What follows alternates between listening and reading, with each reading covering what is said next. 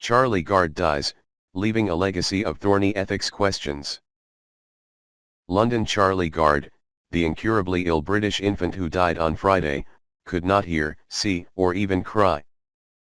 But his case captured the attention of the Pope and the United States President, and raised difficult ethical issues that reverberated around the world.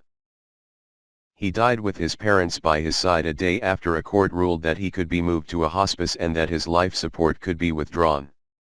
His death was confirmed by a family spokesman. In an emotional statement before the court this week, Charlie's mother, Connie Yates, noted that her son had had a greater impact on and touched more people in this world in his 11 months than many people do in a lifetime. On Thursday, the British High Court said the infant, who had a rare and debilitating genetic condition known as mitochondrial DNA depletion syndrome, could be moved to a hospice, where his life support was removed. Charlie, who would have turned a year old on August 4, was not able to peer at his parents' faces because he could not see. He also could not hear or swallow. The child's final moments were not as his parents had hoped. They fought a long and often tense battle in court to control his fate, to take him to the United States for experimental treatment and, finally, to move him to their home in West London to die. Our final wish. They lost their fight. On Thursday, Ms. Yates, who works as a caregiver, said in statement that the hospital had denied us our final wish. Most people won't ever have to go through what we have been through, she said. We've had no control over our son's life and no control over our son's death. But the doctors treating Charlie at Great Ormond Street Hospital in central London countered that the risk of an unplanned and chaotic end to Charlie's life at home was unthinkable. For months, the hospital had argued that he had irreversible brain damage, that the life support should be removed and that he should be allowed the right to die with dignity. We deeply regret that profound and heartfelt differences between Charlie's doctors and his parents have played out in court over such a protracted period, the hospital said in a statement. We will never do anything that could cause our patients unnecessary and prolonged suffering. Questions of ethics. The case laid bare several issues, among them: should parents or doctors or the courts have the final say in irreconcilable disputes over the treatment of sick children? And at what point should the limits of medicine be recognized and the parents of an infant be compelled to let go? Biomedical ethicists said the case offered a cautionary tale of how a legal battle, scrutiny by the global news media and intractable differences between parents and doctors can spiral out of control in the social media age. Both the hospital and the parents in the Gard case dug in, their arguments playing out on Facebook and Twitter and capturing the attention of world figures including President Trump and Pope Francis. The Pope posted a message on his personal Twitter account shortly after news broke of the infant's death. I entrust little Charlie to the Father and pray for his parents and all those who loved him, the tweet said. Dr. Robert Dr. Truog, a physician at the Pediatric Intensive Care Unit at Boston Children's Hospital and the director of the Center for Bioethics at Harvard Medical School, said that Charlie's parents were like parents all over the world. They were willing to do absolutely anything to save the life of their child. He added, they were the victims, not the cause, of this tragic situation. The parents' raw emotions played out in the courtroom, where Ms. Yates broke down in tears of frustration, at one point shouting, "What if it was your child?" before fleeing the room.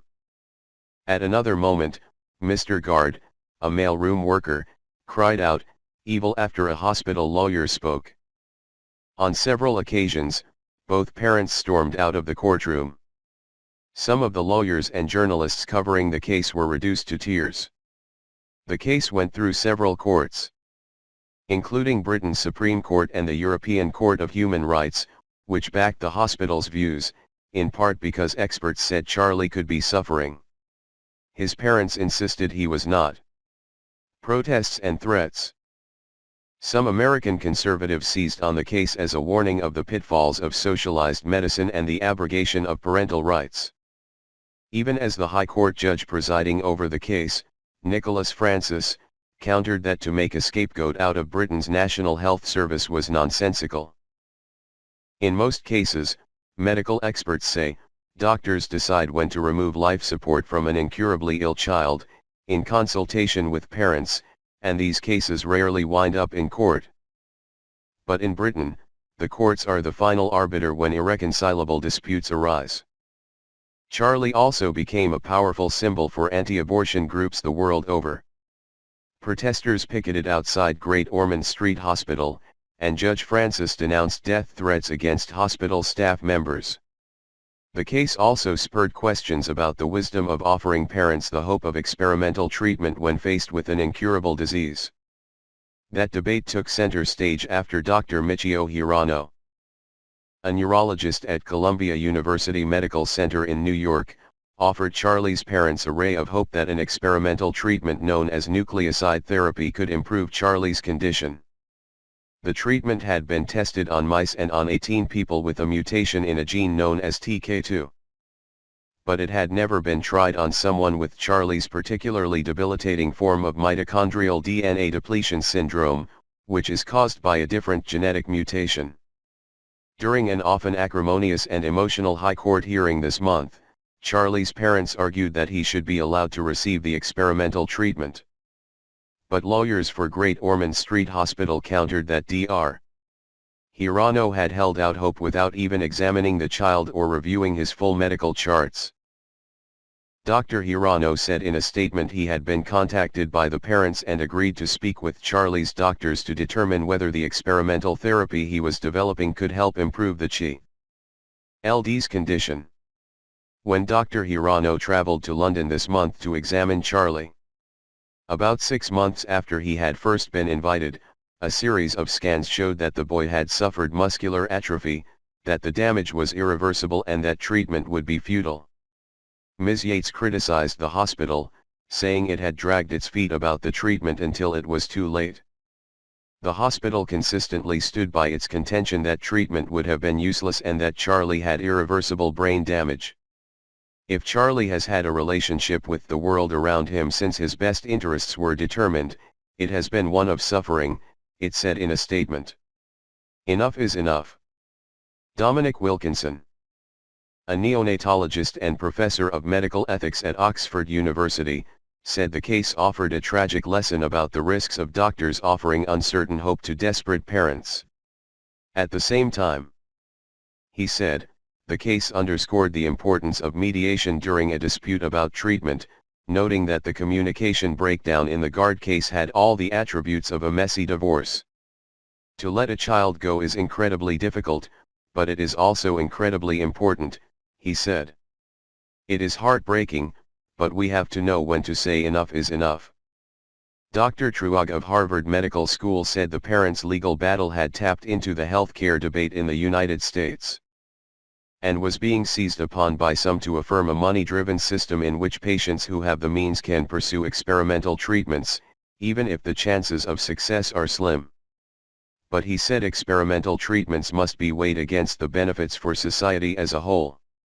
In the United States, no one can demand non-beneficial treatments simply by claiming they are paying out of pocket, he wrote in a recent article on the Gard case in the Journal of the American Medical Association. It would be extremely rare for a hospital in the United States to admit patients for the exclusive purpose of receiving homeopathic therapy or unproven stem cell infusions, he wrote, regardless of how much the patient paid. The parents now face coming to terms with Charlie's death. Addressing the court this past week, Ms. Yates acknowledged that this would not be easy. We are struggling to find any comfort or peace with all this, she said. But one thing that does give us the slightest bit of comfort is that we truly believe that Charlie may have been too special for this cruel world.